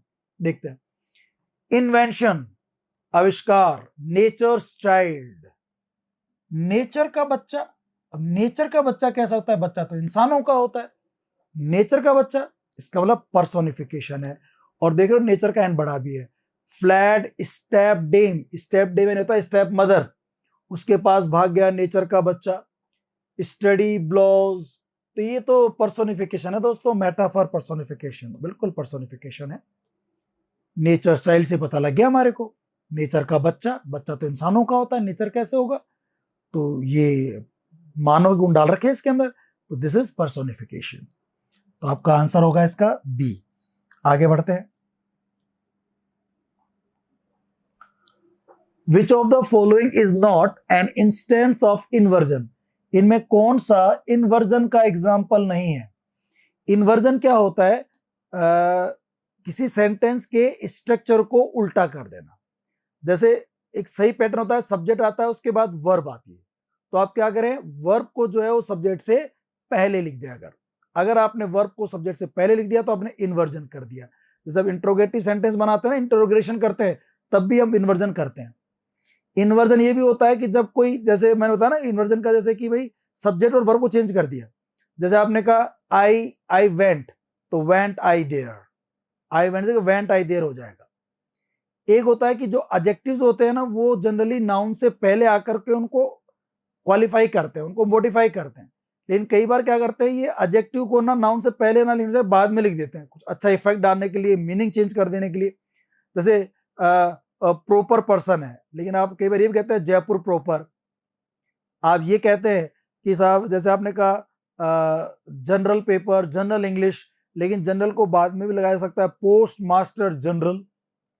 कंसर्न्ड जो होता है संबंधित, उसको अगर आपने किसी नाउन के बाद में लगा दिया, थोड़ा अर्थ चेंज होता है। द क्लार्क कंसर्न, एक तो कंसर्न क्लार्क हो जाएगा, कंसर्न क्लार्क मतलब जो चिंतित है, और क्लार्क कंसर्न जो संबंधित है। तो जब शब्दों को पहले से उठा करके बाद में ले जाएं, इन्वर्जन कर दें, उनके क्रम को चेंज कर दें, तो उसे आप इन्वर्जन कहते हैं।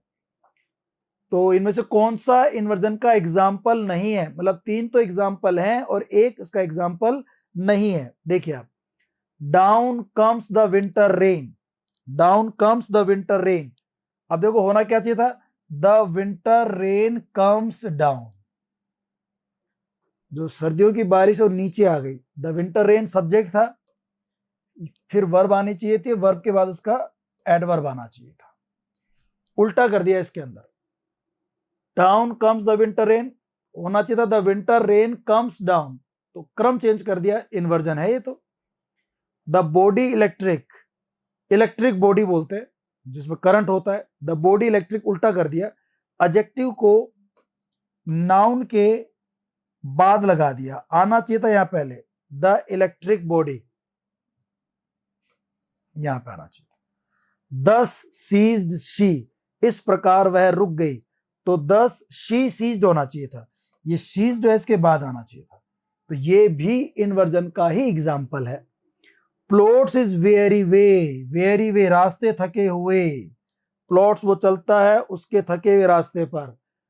तो ये जो है थका हुआ तो इंसानों के लिए होता है, रास्ते के लिए कर रहा है, ट्रांसफर्ड एपिथेट का एग्जाम्पल है, ये ट्रांसफर्ड एपिथेट है। और बाकी के तीनों जो हैं वो इन्वर्जन है, वो तीनों इन्वर्जन है, ये ट्रांसफर्ड एपिथेट है, ठीक है ना। तो इसका मतलब इसके में कौन सा एग्जाम्पल नहीं है? डी नहीं है। तो आपका इस क्वेश्चन नंबर 39 का आंसर होगा डी। आगे बढ़ते हैं हम लोग और बातें करते हैं।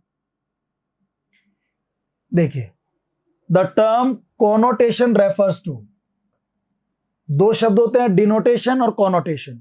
डिनोटेशन का मतलब तो होता है कि जो आपने शब्द लिखा उसका वही अर्थ आता है। जैसे आपने कहा कि द डॉग इज कमिंग, अगर वो कुत्ता ही आ रहा है, जानवर ही आ रहा है, तब तो वो डिनोटेशन है। और किसी भद्दे गंदे आदमी के लिए आप बोलते हैं देखो कुत्ता आ रहा है, आदमी को कुत्ता बोलते हैं, कई लोग पुलिस वाले को कुत्ता बोल देते हैं। तो यहां पर जो कुत्ता आ रहा है, इसका कोई आदमी अगर आ रहा है तो इट मीन्स आपने डॉग का एक दूसरा मतलब निकाल लिया। जो डॉग जैसे कि बुरे लगते हैं कि लोगों को, अगली होते हैं, ऐसे होते हैं, ऐसे किसी आदमी के लिए अगर यूज कर लेते हैं उस सेंटेंस को, तो इसे फिर आप कॉनोटेशन कहते हैं। मतलब उसका कोई एक दूसरा अर्थ निकल के आता है, इवॉक होता है कोई दूसरा सेंस। जैसे कहते हैं ना कि देखो हमारे यहाँ डिसिप्लिन चलेगा, हमारे यहाँ क्लास में डिसिप्लिन चलेगा, तो डिसिप्लिन का एक मतलब तो अनुशासन होता है, तो डिनोटेशन हो गया। लेकिन डिसिप्लिन का मतलब ये है, ये मतलब ये भी निकलता है कि अब आप लोगों पर अत्याचार करोगे, उन पर नियम कायदे ज्यादा थोपोगे और उनको बोलने नहीं जाओगे, स्वतंत्रता नहीं दी जाएगी। तो एक नेगेटिव सेंस निकल करके भी आता है इसका, इसको आप कहते हैं कॉनोटेशन। तो कॉनोटेशन किस चीज को कहता है? Close repetition of identical consonant sound नहीं होता, इरिटेशन होता है। Straight forward dictionary meaning of word, सीधा डिक्शनरी के मीनिंग को, जो आप सीधा वही मीनिंग निकलता है जो डिक्शनरी में होता है, सीधा अर्थ आता है, ये डिनोटेशन होता है। इम्प्लीकेशन, अंतर्निहित होता है, या आपको ऐसा सजेशन ऐसा लगता है, which are evoked by a word, उस शब्द से कोई दूसरा अर्थ आपको सजेस्ट होता है या इम्प्लीकेट होता है कि यार इसका ये अर्थ निकल रहा है यहाँ पे, इसको आप कहते हैं कॉनोटेशन। बिल्कुल, तो इसका आंसर होगा C. Juxtaposition of images और आइडियाज, दो आइडियाज को आप जबरदस्ती साथ में ऐसे लेकर आते हैं, तो इसको आप दो अलग अलग आइडियाज को, तो एंटीथेसिस, पैराडॉक्स, वो चीज कही जाती है, तो वो यहां पर नहीं होगी। इसका आंसर आपका सी होगा, ठीक है ना, सी आंसर होगा। समझ में आ रही बात आप लोगों को? ओके, आगे बढ़ते हैं। देखिए, a figure of speech in which a part presents the whole object और आइडिया, जिसमें कोई एक पार्ट पूरे होल को बताता है, उसे सिनेक्डकी कहते हैं। सिनेक्डकी, बिल्कुल सिनेक्डकी कहते हैं, ठीक है ना। ये तो पहले भी आ चुका क्वेश्चन इस तरह का। तो सिनेक्डकी हो जाएगा जब कोई पार्ट पूरे होल को रिप्रेजेंट करता है। आगे देखिए, my love is like a red red rose, ये मैंने एग्जाम्पल ही दिया था आप लोगों को। लव की तुलना किससे कर रहे हैं? रेड रेड रोज से कर रहे हैं। कॉलेज एग्जीबिशन को एग्जाम था, उसमें क्वेश्चन आया था, ठीक है ना। तो like a red red rose, तो यहां पर तो आपको साफ साफ पता लग रहा है कि लाइक से माई लव और रोज की तुलना कर रहा है, तो सिमिली है, ये सिमिली हो जाएगा। अगर लाइक हटा दे यहां से तो फिर मेटाफर हो जाएगा, फिर मेटाफर हो जाता है। ये पढ़ाया था आपको मैंने। ओके, आगे बढ़ते हैं। ए मिक्स मेटाफर कंबाइंस, एक मिक्स मेटाफर में क्या होता है भाई? मेटाफर तो किसी की विशेषता बताते हैं, गुण करके अगर आप दो बहुत अलग अलग अजीब चीजों को किसी के लिए बताते हो तो उसे मिक्स मेटाफर कहते हैं, ठीक है ना। ए सिमिली एंड मेटाफर नहीं, टू और मोर डाइवर्स मेटाफर, दो या दो से ज्यादा डाइवर्स अलग अलग प्रकार के मेटाफर को एक साथ यूज करना मिक्स मेटाफर कहलाता। सिमिली सिमिली नहीं, नहीं, नहीं, बी आंसर हो जाएगा इसका। और आगे बढ़ते हैं। देखिए, ओनोमोटोपी क्या होता है? कोई व्यक्ति, वस्तु, कोई जानवर की जो आवाज होती है उसको इमिटेट करके कोई वर्ड बना देना, that is known as onomatopoeia.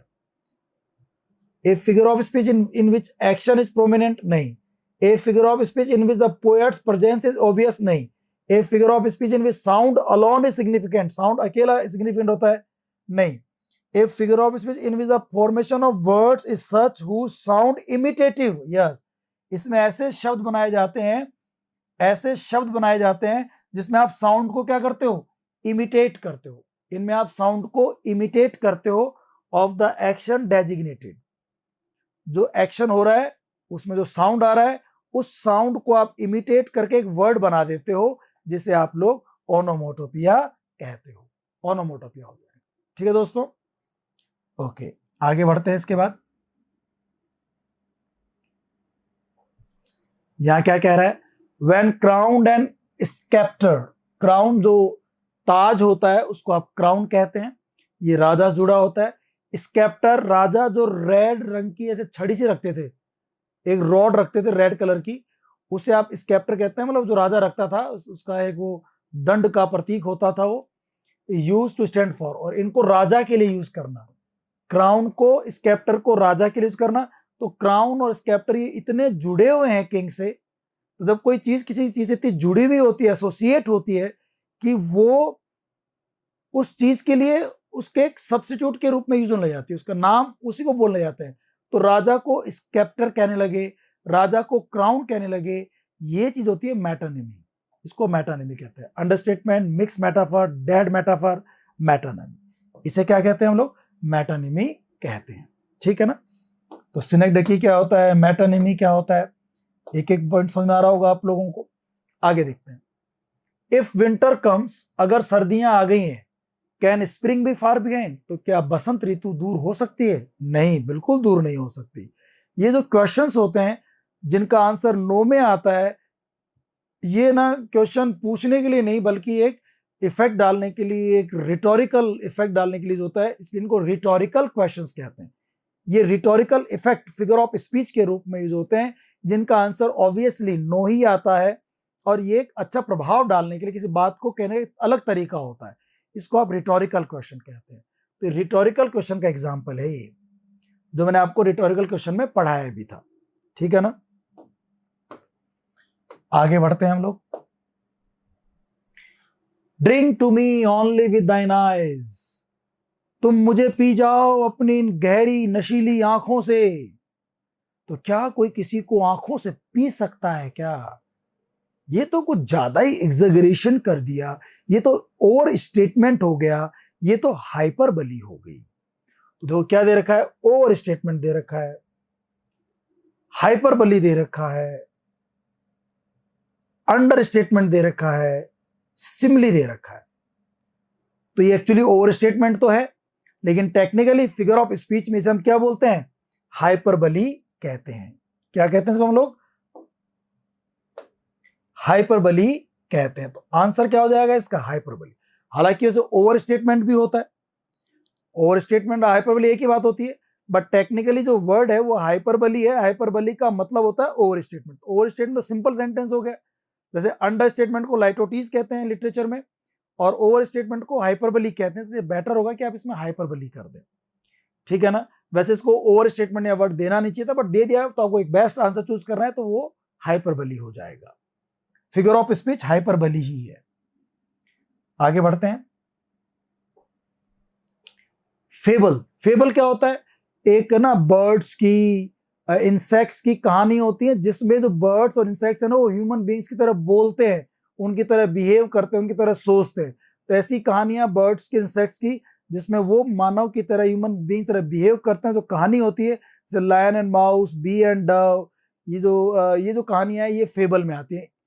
ESOP बहुत फेमस था फेबल लिखने के लिए। तो ये स्टोरी होती है, नोवेल ऐसे पोएम नहीं, है स्टोरी होती है। क्या होती है? ये स्टोरी होती है। ओके, आगे बढ़ते हैं। One man's food is another man's poison. एक ही सेंटेंस में दो उल्टी बातें आ गई। कई बार एक आदमी का जो खाना होता है वो दूसरे के लिए जहर होता है।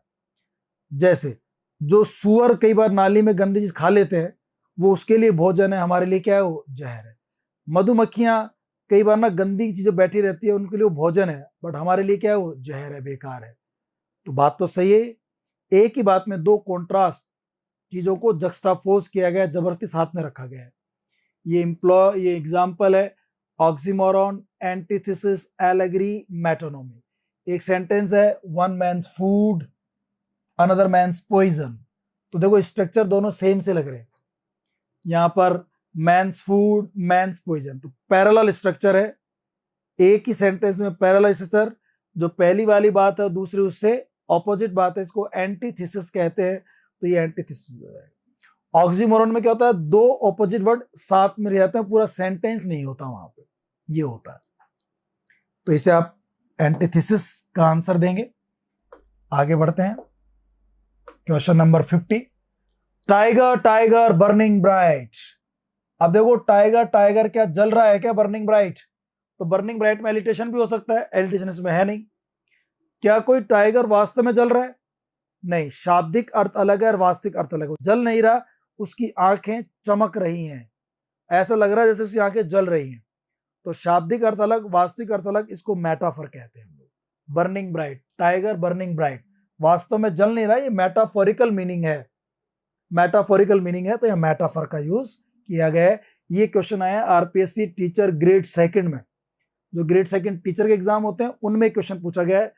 2010 8 और 10 का मतलब क्या है, 8 में वैकेंसी आई थी, नोटिफिकेशन आया था, और 10 में एग्जाम हुआ था। आगे बढ़ते हैं और क्वेश्चंस देखते हैं दोस्तों। A figure in which the name of one thing, एक वस्तु का नाम is put for that of another, दूसरी वस्तु के साथ रखा जाता है, to which it is in some way related, जिससे वो चीज जुड़ी होती है। कोई एक चीज को जो नाम है उसको दूसरी वस्तु के लिए आप यूज कर लेते हैं, put for that of another to which it is some way related, जिससे वो जुड़ी हुई थी। जो हम थोड़ी देर बात कर रहे थे कि राजा, किंग, उससे एक चीज जुड़ी हुई है, क्राउन, उससे जुड़ी हुई है स्केप्टर, ये सब बहुत ज्यादा जुड़े हुए हैं, ठीक है ना। और अब आप किंग के लिए ही क्राउन यूज करने लग जाओ, नाम ही दूसरा बदल दिया आपने उसका, इसको मेटोनिमी कहते हैं। तो मेटोनिमी आंसर आएगा। अब आप देख रहे हैं क्वेश्चन रिपीट से होने लगे, क्योंकि हमने जो पढ़ा वो एक क्वेश्चन को ना अलग अलग तरह से अलग अलग एग्जाम में पूछ लेता है। तो कॉन्सेप्ट क्लियर हो गया आप लोगों का कि भाई क्वेश्चन कैसे आते हैं, किस तरह से क्वेश्चन पूछ सकता है। और आप देख रहे हैं मेटोनिमी, सिनेक्डकी, ओनोमोटोपिया, बार बार इनके ऊपर क्वेश्चन पूछता है, कॉन्सेप्ट वही है। अब क्वेश्चन कितने करते चले जाओ चाहे आप लोग, हम बहुत सारे क्वेश्चन करने वाले हैं। आज हम लोग मोर देन 100 क्वेश्चंस करेंगे इसके अंदर, मोर देन 100 क्वेश्चंस। अब नेक्स्ट क्वेश्चन देखते हैं हम लोग। If you prick us do we not bleed, अगर तुम हमें प्रीक करोगे, कुछ चुभाओगे, तो क्या वी नॉट ब्लीड, हमें ब्लड नहीं आएगा, हमें खून नहीं आएगा? पक्का आएगा। तो ये रिटोरिकल क्वेश्चन है। अब देखो इसमें रिटोरिकल क्वेश्चन कहीं ऑप्शन भी नहीं दिया। रिटोरिकल क्वेश्चन मतलब क्वेश्चन पूछते हैं जिसका आंसर नो में आता है, प्रभाव डालने के लिए होता है। तो क्वेश्चन तो पूछते हैं ना, तो क्वेश्चन पूछने का दूसरा नाम होता है इंटेरोगेशन। तो आंसर क्या हो सकता है हमारा? इंटेरोगेशन हो सकता है। तो इसका आंसर हो जाएगा ए, इंटेरोगेशन। बात समझ आ रही है आप लोगों को? इंटेरोगेशन आंसर हो जाएगा। ओके, आगे देखिए। He is as proud as peacock, बिल्कुल as proud as proud as peacock। हालांकि P और P रिपीट हो रहा है तो यहां पर एलिटेशन भी है, और as आ रहा है तो यहां पे सिमिली भी है। तो as proud as मतलब सिमिली हो जाएगा, और इसमें एलिटेशन दिया हुआ नहीं है, तो सिमिली आंसर हो जाएगा। वो इतना प्राउड, इतना घमंडी जितना कि पिकॉक है। ये मैंने आपको सिमिली में एग्जांपल्स भी दिए थे, एज, सो एज, लाइक।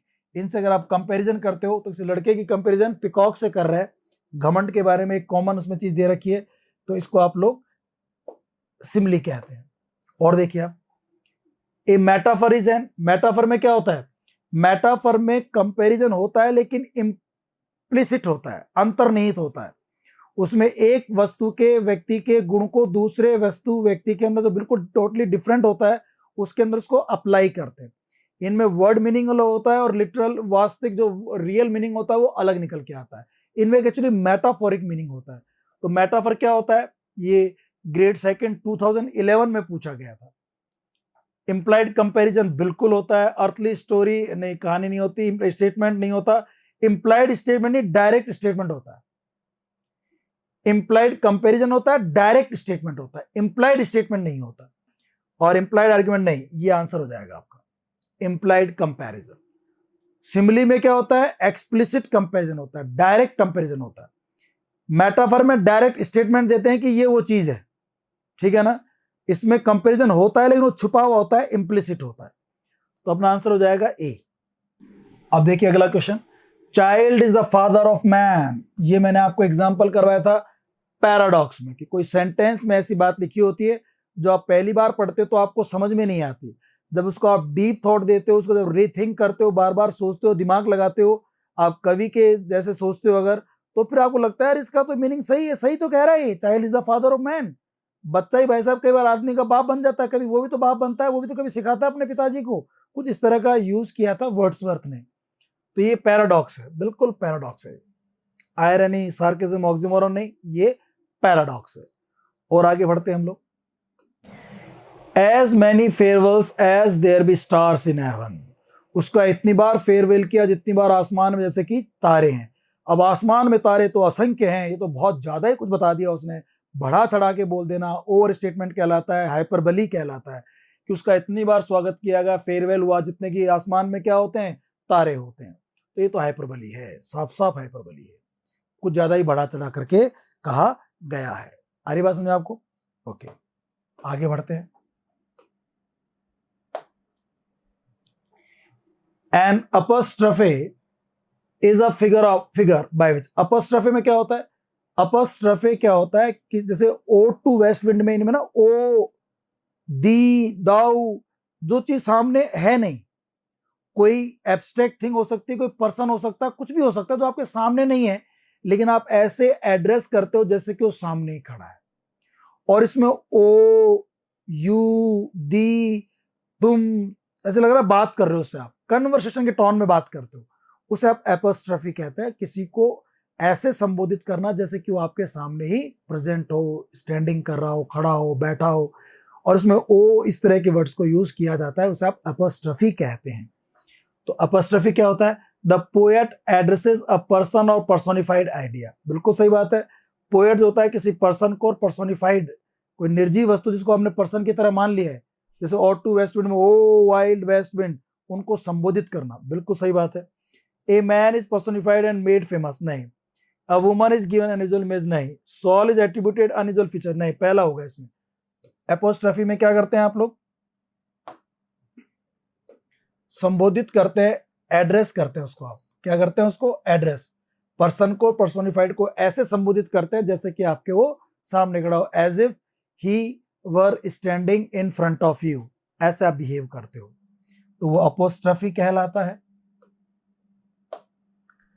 आगे देखिए आप, 2011 में क्वेश्चन है, ऑड क्या होता है? कई बार आ गया क्वेश्चन। ऑड क्या होता है? इसमें एक डिग्निफाइड, इलाबोरेटेड, बहुत सीरियस थीम होती है पोएम की, ये लिरिकल पोएम होती है। इसके अंदर हम लोग क्या करते हैं? बहुत डिग्निफाइड मैटर को यूज करते हैं, उस तरह ट्रीटमेंट करते हैं इसको ऑड के अंदर। और ऑड दो तरह का होता है, पेंड्रिक और वो हॉरेशियन, ठीक है ना। और ऑड बहुत एलिवेटेड पोएम होती है, मतलब ये था, सब लाइन इसकी थीम होती है। 40 लाइन पोएम नहीं, वो तो सोनेट होता है। Long lyric poem, serious in subject matter, बिल्कुल सही बात है। लॉन्ग लिरिक पोएम होती है, सीरियस इन सब्जेक्ट मैटर होती है। लेमेंट, दुख के लिए, वो एलिजी होती है, सोनेट नहीं। तो इसमें क्या हो जाएगा? बी आंसर हो जाएगा आपका। बात समझ आ रही है आपको? बी आंसर हो जाएगा। फिर देखिए आप, which of the following is not a characteristic feature of a pastoral elegy. इनमें से कौन सा पेस्टोरल एलिजी का कैरेक्टरिस्टिक नहीं है? तो मैं आपको फटाफट बता दूं कैरेक्टरिस्टिक क्या क्या होते हैं पेस्टोरल एलिजी के। पेस्टोरल एलिजी, एक तो उसमें जो सेटिंग होती है पूरी, वो पास्चर, विलेज, गांव की होती है। इसमें जो पोएट होता है वो अपने आप को एक शेफर्ड मान लेता है, और जो उसका साथी मर गया, जो जिसके लिए वो एलिजी लिखी जा रही है, जो डिसीज, जो मृतक है, अभी जो मरा है, जो चला गया, डेड, वो उसको भी एक शेफर्ड मान लेता है। They live in the lap of nature, वो प्रकृति की गोद में रहते हैं, ठीक है ना। इसमें प्रकृति की जो चीजें होती है उनको भी पर्सोनिफाई कर दिया जाता है, और फिर दुख मनाया जाता है। इसमें जो जो कवि मर गया ना, जो उसका दोस्त मर गया, उसके जो गार्डियंस हैं, उसके जो निम्स हैं, उनको यहाँ चार्ज विद क्या बोलते हैं उसको, नेग्लिजिबल। नेग्लिजिबल मतलब जिसने वो बहुत ज्यादा लापरवाही की है, उसके ऊपर उसका आरोप लगाया जाता है। इसके अलावा इसमें प्रोसेशन होता है ऑफ मॉर्नर्स, जो जुलूस निकलता है, फ्लावर्स का पैसेज होता है, इसमें दुख मनाया जाता है। बीच बीच में इसमें ना वो सब्जेक्ट से भटक भी जाता है, डाइग्रेशन होता है। जो कवि है वो अपनी कविता को म्यूजिक को इन्वॉक करके स्टार्ट करता है। ये सब बातें पेस्टोरल एलिजी में होती हैं, और लास्ट में वो सोचते हैं कि भाई चलो मर गया तो कोई बात नहीं, उसका भगवान से क्या हो जाएगा, रीयूनियन हो जाएगा, चला गया तो कोई बात नहीं। ये सब बातें होती है पेस्टोरल एलिजी में। इनमें से कौन सा गुण नहीं है? नॉट, ये कह रहा है कौन सा नहीं है? The soul of the dead shepherd, मरे हुए शेफर्ड, जो मर गया, उसकी जो आत्मा है, realises at the end of that last में रियलाइज करती है कि death in this world is the entry to higher life, कि जो इस वर्ल्ड में जो मृत्यु हो रही है वो हायर लाइफ से क्या है, एंट्री है। ये बात होती तो है, लेकिन ऐसा रियलाइज डैड की सॉल नहीं करती, डैड शेफर्ड की सॉल नहीं करती। मरे हुए कवि की, मरे हुए शेफर्ड की जो आत्मा है वो ये रियलाइज नहीं करती, वो चला गया। रियलाइज कौन करेगा? जो कवि, जो उसके लिए लिख रहा है कविता, वो लास्ट में रियलाइज करता है कि भाई इस दुनिया में जो मौत है वो तो हायर लाइफ को एंट्री करने के लिए। तो ऐसा सोचता कौन है? मरा हुआ जो मर गया ना, उसका जो दोस्त जो एलिजी लिख रहा है वो। तो यही गलत है, soul of the dead shepherd नहीं, बल्कि पोएट ये रियलाइज करता है। दूसरा क्या है? The mourner charges with negligence of the nymph and other guardians of the dead shepherd. ये बात तो सही है, वो चार्ज करता है, तो ये तो सही था। There is a procession of appropriate mourners, mourners का जुलूस निकलता है, ये बात भी सही है। The speaker begins by invoking the muses, speaker जो कविता शुरू करता है वो म्यूजेस को इन्वॉक करके करता है, ठीक है ना। तो ये तीनों बात सही थी, गलत ये थी। तो ये नॉट पूछ रहा था कौन सी बात सही नहीं है, ठीक है ना। तो ये आंसर हो जाएगा इसका ए। आगे बढ़ते हैं। Octave and sestet are two main parts of, octave और सेस्टेट किसके पार्ट होते हैं? ये सोनेट में होते हैं। 8 लाइनों का ऑक्टेव, सेस्टेट 6 लाइनों का। जो पेट्रार्कन सोनेट था, जिसे क्लासिकल सोनेट भी कहते हैं, इटालियन सोनेट भी कहते हैं, उसको मिल्टोनिक सोनेट भी कहते हैं, उसके अंदर ये 2 पार्ट थे, 8 लाइनों का ऑक्टेव और 6 लाइनों का सेस्टेट। तो किसका पार्ट है? पेट्रार्कन फॉर्म ऑफ सोनेट, बिल्कुल सही है। शेक्सपियरियन का नहीं, स्पेंसरियन का नहीं, केवल पेट्रार्कन फॉर्म ऑफ सोनेट का है, ठीक है दोस्तों। तो ये हम लोगों ने 60 क्वेश्चन एक बार कर लिए हैं। थोड़ा सा ब्रेक ले लेते हैं और उसके बाद फिर वापस हम लोग बचे हुए कुछ क्वेश्चंस और करते हैं लिटरेचर में, ताकि आपको बहुत ज्यादा अंडरस्टैंडिंग इसकी हो जाए। आई होप कि आप इंजॉय कर रहे होंगे, ठीक है ना। थैंक यू दोस्तों, थोड़ा से ब्रेक के बाद फिर मिलते हैं। Have a good time.